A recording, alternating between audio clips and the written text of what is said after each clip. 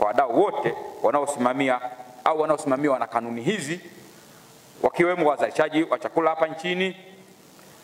Lakini pia naomba niseme wazi, lazima tupeane muda. Lazima tupeane muda.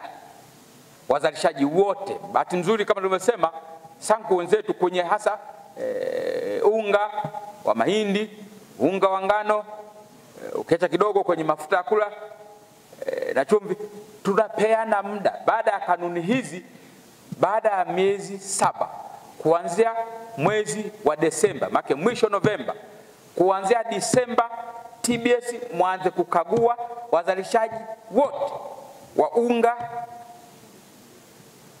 wa mahindi, unga wa ngano, wawe wameongeza virutubishi wote.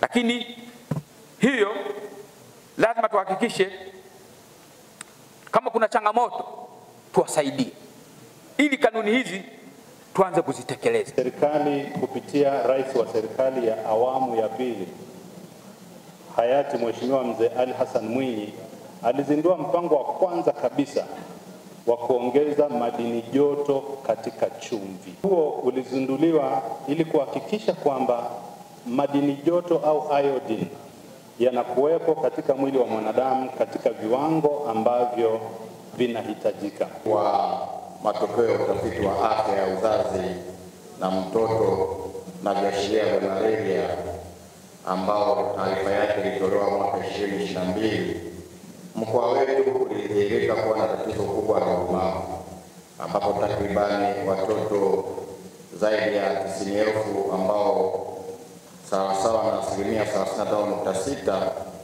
walikutwa wakiwa na tatizo hilo la udumavu.